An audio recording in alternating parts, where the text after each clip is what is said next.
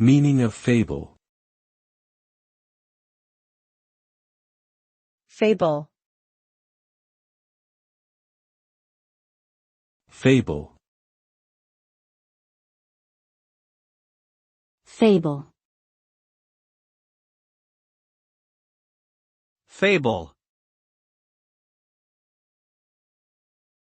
A fable is a story that typically features animals or other non-human characters, often with human qualities and traits, and is used to convey a moral lesson or message.